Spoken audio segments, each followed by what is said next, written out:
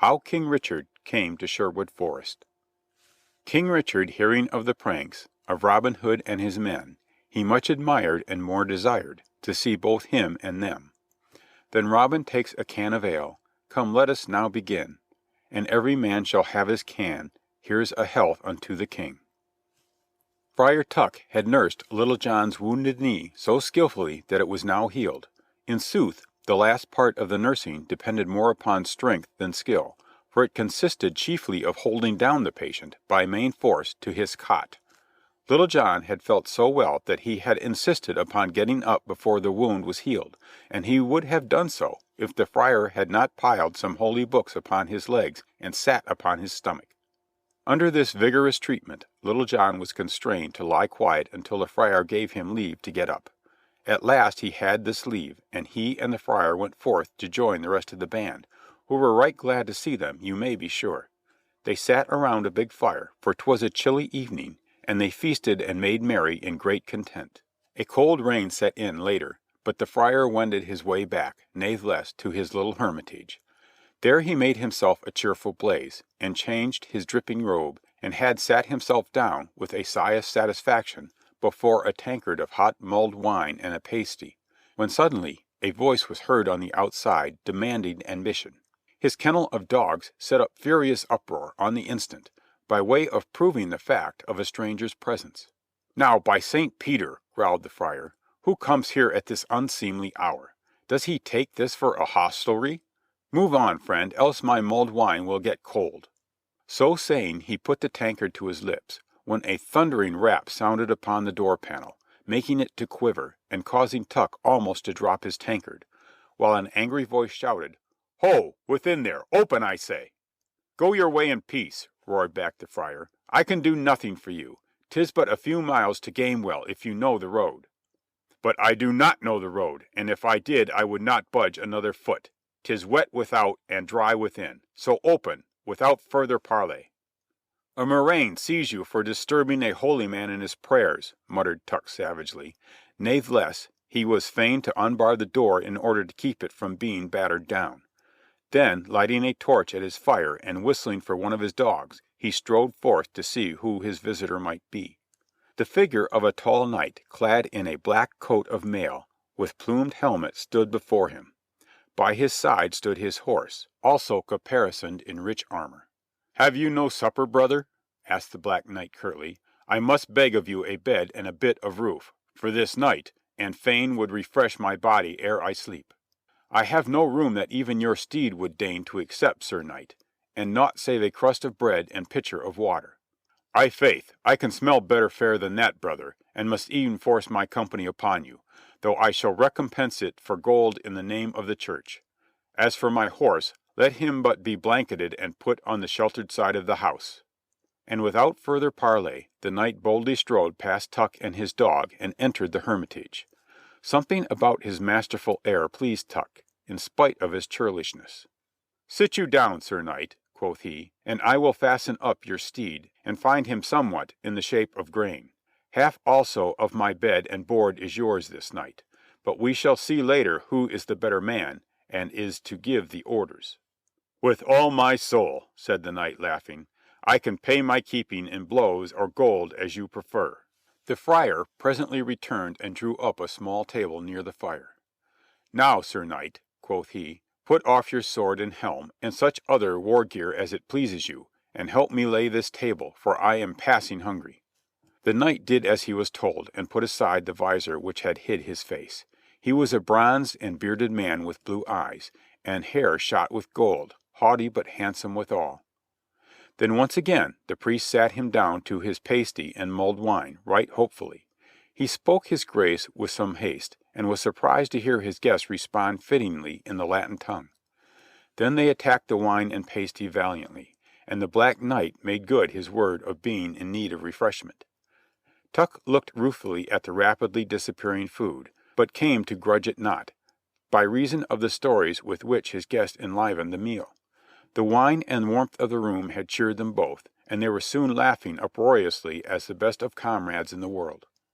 The Black Knight, it seemed, had travelled everywhere. He had been on crusades, had fought the courteous Saladin, had been in prison and often in peril, but now he spoke of it lightly and laughed it off, and made himself so friendly that Friar Tuck was like to choke with merriment. So passed the time till late, and the two fell asleep together, one on each side of the table which had been cleared to the platters. In the morning Friar Tuck awoke disposed to be surly, but was speedily mollified by the sight of the Black Knight, who had already risen gay as a lark, washed his face and hands, and was now stirring a hot gruel over the fire. "By my faith, I make a sorry host," cried Tuck, springing to his feet, and later as they sat at breakfast he added, "I want not your gold of which you spoke last night, but instead I will do what I can to speed you on your way whenever you wish to depart." "Then tell me," said the knight, "how I may find Robin Hood the outlaw, for I have a message to him from the King. All day yesterday I sought him, but found him not." Friar Tuck lifted up his hands in holy horror. "I am a lover of peace, Sir Knight, and do not consort with Robin's bold fellows." "Nay, I think no harm of Master Hood," said the knight, "but much I yearn to have speed with him in mine own person." "If that be all, mayhap I can guide you to his haunts," said Tuck, who foresaw in this knight a possible gold bag for Robin. "In sooth, I could not well live in these woods without hearing somewhat of the outlaws, but matters of religion are my chief joy and occupation." "I will go with you, brother," said the Black Knight. So without more ado they went their way into the forest, the knight riding upon his charger, and Tuck pacing along demurely by his side. The day had dawned clear and bright, and now with the sun a good 3 hours high a sweet autumn fragrance was in the air. The wind had just the touch of coolness in it which sets the hunter's blood to tingling, and every creature of nature seemed bounding with joyous life. The knight sniffed the fresh air in delight. "By my halidome," quoth he, "but the good greenwood is the best place to live in after all. What court or capital can equal this for full-blooded men?" "None of this earth," replied Tuck smilingly, and once more his heart warmed toward the courteous stranger. They had not proceeded more than 3 or 4 miles along the way from Fountain Abbey to Barnesdale when of a sudden the bushes just ahead of them parted, and a well-knit man with curling brown hair stepped into the road and laid his hand upon the knight's bridle. It was Robin Hood. He had seen Friar Tuck a little way back and shrewdly suspected his plan. Tuck, however, feigned not to know him at all. "Hold!" cried Robin. "I am in charge of the highway this day, and must exact an accounting from all passers-by." "Who is it bids me hold?" asked the knight quietly. "I am not in the habit of yielding to one man." "Then here are others to keep me company," said Robin, clapping his hands, and instantly a half-score other stalwart fellows came out of the bushes and stood beside him. "We be yeomen of the forest, Sir Knight," continued Robin, "and live under the greenwood tree. We have no means of support, thanks to the tyranny of our overlords, other than the aid which fat churchmen and goodly knights like yourselves can give. And as ye have churches and rents both, and gold in great plenty, we beseech ye for Saint Charity to give us some of your spending." "I am but a poor monk, good sir," said Friar Tuck in a whining voice, "and am on my way to the shrine of Saint Dunstan, if your worshipfulness will permit." "Tarry a space with us," answered Robin, biting back a smile, "and we will speed you on your way." The Black Knight now spoke again. "But we are messengers of the King," quoth he. "His Majesty himself tarries here and would have speech with Robin Hood." "God save the King," said Robin, doffing his cap loyally, "and all that wish him well. I am Robin Hood, but I say cursed be the man who denies our liege King's sovereignty." "Have a care," said the knight, "or you shall curse yourself." "Nay, not so," replied Robin curtly. "The King has no more devoted subject than I, nor have I despoiled aught of his save mayhap a few deer for my hunger. My chief war is against the clergy and barons of the land who bear down upon the poor. But I am glad," he continued, "that I have met you here, and before we end you shall be my friend and taste of our greenwood cheer." "But what is the reckoning?" asked the knight, "for I am told that some of your feasts are costly." "Nay," responded Robin, waving his hands, "you are from the King. Natheless, how much money is in your purse?" "I have no more than 40 gold pieces, seeing that I have lain a fortnight at Nottingham with the King, and have spent some goodly amounts upon other lordings," replied the knight. Robin took the 40 pounds and gravely counted it. One half he gave to his men, and bade them drink the King's health with it. The other half he handed back to the knight. "Sir," he said courteously, "have this for your spending. If you lie with kings and lordings overmuch, you are like to need it." "Gramercy," replied the other, smiling. "And now lead us on to your greenwood hostelry." So Robin went on the one side of the knight's steed, and Friar Tuck on the other, and the men went before and behind till they came to the open glade before the caves of Barnesdale. Then Robin drew forth his bugle and winded the 3 signal blasts of the band. Soon there came a company of yeomen with its leader, and another, and a third, and a fourth, till there were 70 yeomen in sight. All were dressed in new livery of Lincoln green, and carried new bows in their hands and bright short swords at their belts. And every man bent his knee to Robin Hood ere taking his place before the board, which was already set. A handsome dark-haired page stood at Robin's right hand to pour his wine and that of the knightly guest, while the knight marvelled much at all he saw, and said within himself, "These men of Robin Hood's give him more obedience than my fellows give to me." At the signal from Robin the dinner began. There was venison and fowl and fish and wheaten cake and ale and red wine in great plenty, and 'twas a goodly sight to see the smiles upon the hungry yeomen's faces. First they listened to an unctuous grace from Friar Tuck, and then Robin lifted high a tankard of ale. "Come, let us now begin," quoth he, "and every man shall have his can. In honor of our guest who comes with royal word, here's a health unto the King." The guest responded heartily to this toast, and round about the board it went, the men cheering noisily for King Richard. After the feast was over, Robin turned to his guest and said, "Now you shall see what life we lead, so that you may report faithfully, for good or bad, unto the King."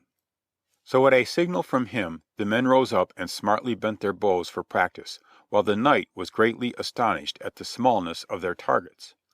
A wand was set up far down the glade, and thereon was balanced a garland of roses. Whosoever failed to speed his shaft through the garland without knocking it off the wand was to submit to a buffet from the hand of Friar Tuck. "Ho, ho!" cried the knight, as his late traveling companion rose up and bared his brawny arm ready for service. "So you, my friend, are Friar Tuck." "I have not gainsaid it," replied Tuck, growling at having betrayed himself. "But chastisement is a rule of the church, and I am seeking the good of these stray sheep." The knight said no more, though his eyes twinkled, and the shooting began. David of Doncaster shot first and landed safely through the rose garland. Then came Allen a Dale and Little John, and Stuteley and Scarlett, and many of the rest, while the knight held his breath from very amazement. Each fellow shot truly through the garland, until Middle the Tinker, not to be outdone, stepped up for a trial. But alas, while he made a fair shot for a townsman, the arrow never came within a handbreadth of the outer rim of the garland. "Come hither, fellow," said Little John coaxingly. "The priest would bless thee with his open hand." Then, because Middle made a wry face as though he had already received the buffet, and loitered in his steps, Arthur a Bland and Will Stuteley seized him by the arms and stood him before the friar. Tuck's big arm flashed through the air. Woof!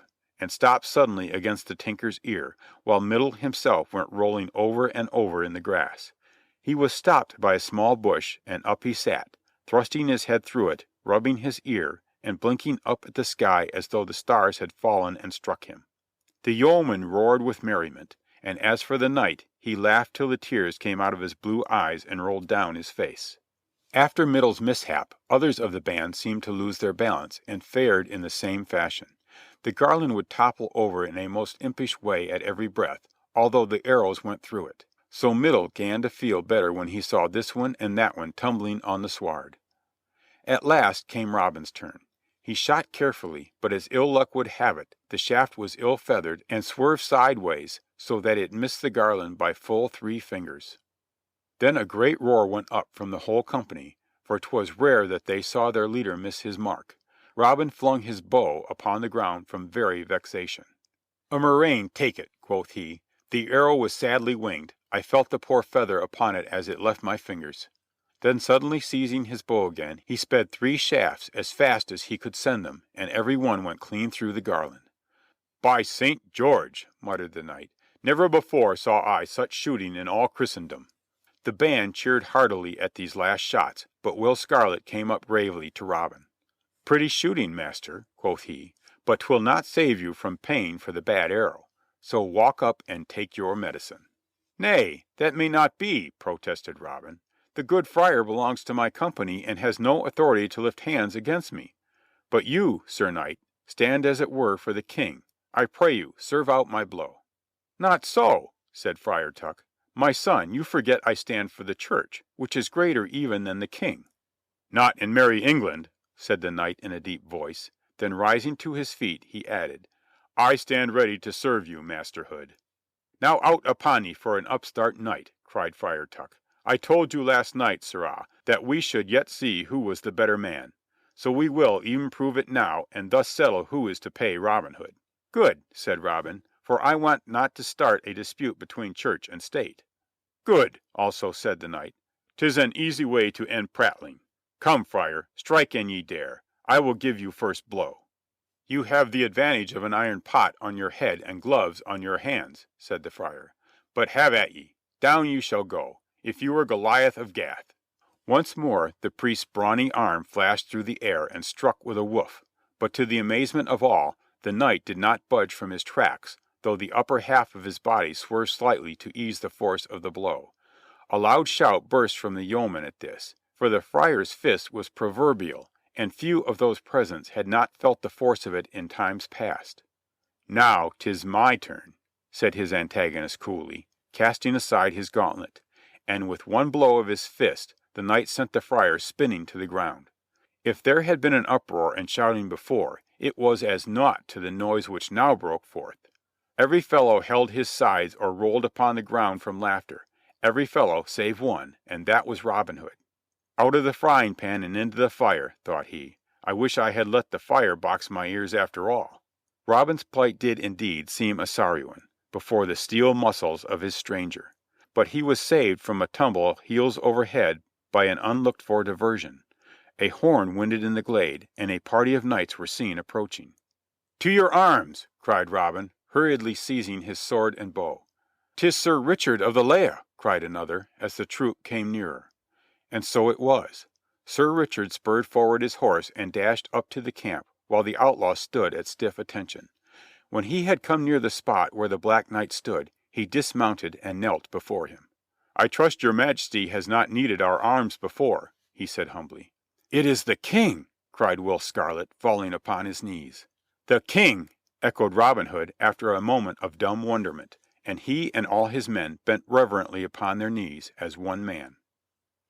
So ends chapter 22. How Robin Hood and Maid Marian were wed. "Stand up again," then said the King, "I'll thee thy pardon give.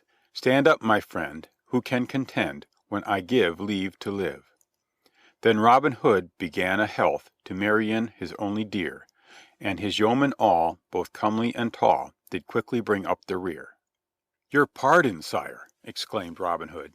"Pardon, from your royal bounty, for these my men who stand ready to serve you all your days." Richard of the Lionheart looked grimly about over the kneeling band. "Is it as your leader says?" he asked. "Aye, my lord King!" burst from 70 throats at once. "We be not outlaws from choice alone," continued Robin, "but have been driven to outlawry through oppression. Grant us grace and royal protection, and we will forsake the greenwood and follow the King." Richard's eyes sparkled as he looked from one to another of this stalwart band, and he thought within himself that here, indeed, was a royal bodyguard worth the while. "Swear," he said in his full, rich voice, "swear that you, Robin Hood, and all your men from this day henceforth will serve the King." "We swear," came once more the answering shout from the yeomen. "Arise, then," said King Richard. "I give you all free pardon and will speedily put your service to the test. For I love such archers as you have shown yourselves to be, and it were a sad pity to decree such men to death. England could not produce the like again for many a day. But in sooth I cannot allow you to roam in the forest and shoot my deer, nor to take the law of the land into your own hands. Therefore I now appoint you to be royal archers and mine own especial bodyguard. There be one or two civil matters to settle with certain Norman noblemen, in which I crave your aid. Thereafter, the half of your number, as may later be determined, shall come back to these woodlands as royal foresters. Mayhap you will show as much zeal in protecting my preserves as you have formerly shown in hunting them. Where, now, is that outlaw known as Little John? Stand forth."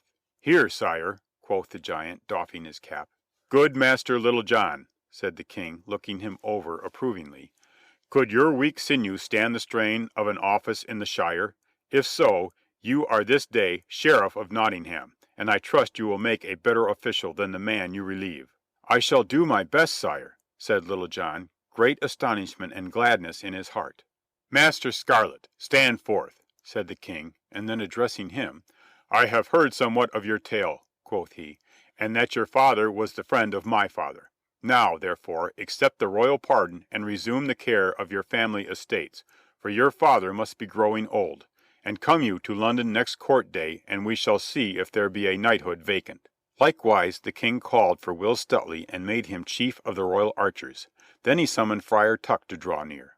"I crave my king's pardon," said the priest, humbly enough, "for who am I to lift my hand against the Lord's anointed?"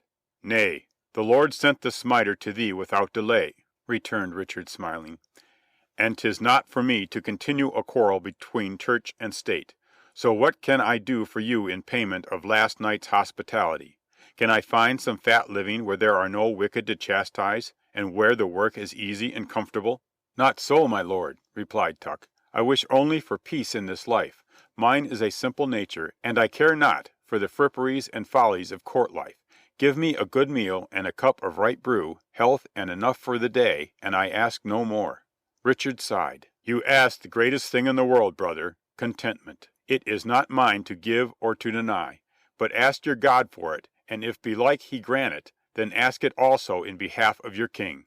He glanced around once more at the foresters. "Which one of you is Allan a Dale?" he asked, and Allan came forward. "So," said the king with sober face, "you are that errant minstrel who stole a bride at Plympton, despite her would-be groom and attending bishop. I heard something of this in former days. Now what excuse have you to make?" "Only that I loved her, sire, and she loved me," said Allan simply, "and the Norman lord would have married her perforce, because of her lands." "Which have since been forfeited by the Bishop of Hereford," replied Richard. "But my lord bishop must disgorge them, and from tomorrow you and Mistress Dale are to return to them and live in peace and loyalty. And if ever I need your harp at court, stand ready to attend me, and bring also the lady. Speaking of ladies," he continued, turning to Robin Hood, who had stood silent, wondering if a special punishment was being reserved for him.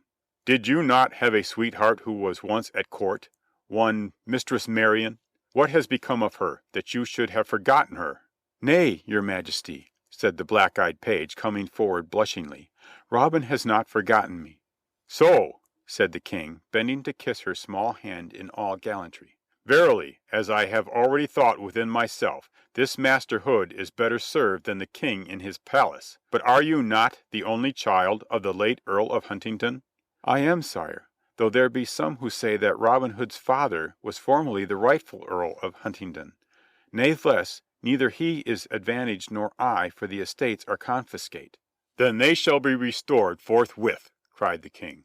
"And lest you two should revive the ancient quarrel over them, I bestow them upon you jointly. Come forward, Robin Hood." Robin came and knelt before his king. Richard drew his sword and touched him upon the shoulder.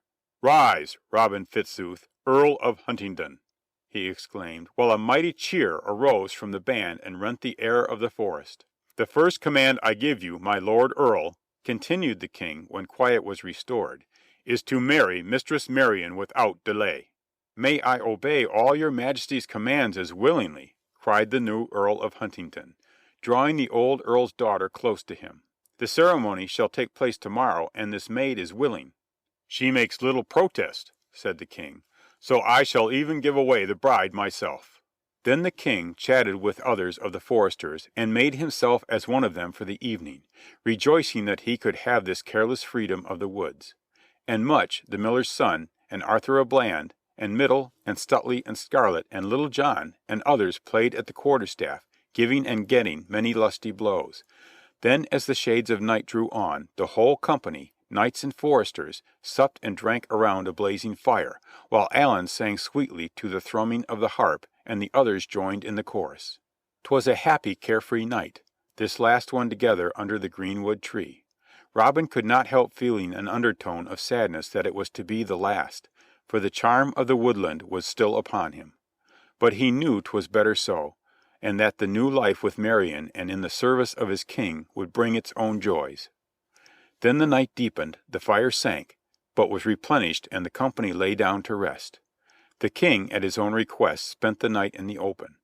Thus they slept, king and subject alike out under the stars, cared for lovingly by nature, kind mother of us all. In the morning the company was early astir and on their way to Nottingham. It was a goodly cavalcade.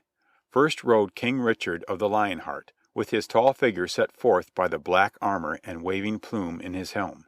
Then came Sir Richard of the Lea with 80 knights and men at arms, and after them came Robin Hood and Maid Marian riding upon milk-white steeds. Allen a Dale also escorted Mistress Dale on horseback, for she was to be matron of honor at the wedding. These were followed by 70 archers clad in their bravest Lincoln green and with their new bows unstrung in token of peace. Outside the gates of Nottingham town they were halted. "Who comes here?" asked the warder's surly voice. "Open to the King of England," came back the clear answer, and the gates were opened and the bridge let down without delay. Almost before the company had crossed the moat the news spread through the town like wildfire. "The King is here! The King is here, and hath taken Robin Hood!" From every corner flocked the people to see the company pass, and wildly did they cheer for the King, who rode smilingly, with bared head, down through the marketplace.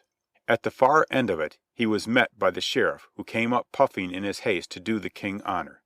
He fairly turned green with rage when he saw Sir Richard of the Lea and Robin Hood in the royal company, but made low obeisance to his master. "Sir Sheriff," quoth the King, "I have come to rid the shire of outlaws, according to my promise. There be none left, for all have now taken service with their King, and lest there should be further outbreak, I have determined to place in charge of this shire a man who fears no other man in it. Master Littlejohn is hereby created Sheriff of Nottingham, and you will turn over the keys to him forthwith." The Sheriff bowed, but dared utter no word. Then the King turned to the Bishop of Hereford, who had also come up to pay his respects. "Hark ye, my Lord Bishop," quoth he, "the stench of your evil actions had reached our nostrils. We shall demand strict accounting for certain seizures of the lands and certain acts of oppression which ill become a churchman. But of this later. This afternoon you must officiate at the wedding of 2 of our company, in Nottingham church, so make you ready." The bishop also bowed and departed, glad to escape a severer censure for the time. The company then rode on to the mansion house, where the King held high levee through all the noon hours, and the whole town made a holiday. In the afternoon the way from the mansion house to Nottingham church was lined with cheering people as the wedding party passed by. The famous bowmen were gazed at as curiously as though they had been wild animals, but were cheered none the less. Robin, who had long been held in secret liking, was now doubly popular since he had the King's favor. Along the way, ahead of the King and the smiling bride and groom-to-be, ran little maids strewing flowers, while streamers floated in greeting from the windows. I ween the only hearts that were not glad this day were those of the old Sheriff and of his proud daughter, who peered between the shutters of her window and was like to eat out her heart from envy and hatred. At last the party reached the church, where the King dismounted lightly from his horse and helped the bride to alight, while Will Scarlet, the best man, assisted Mistress Dale. Within the church they found the bishop robed in state, and by his side Friar Tuck, who had been especially deputed to assist.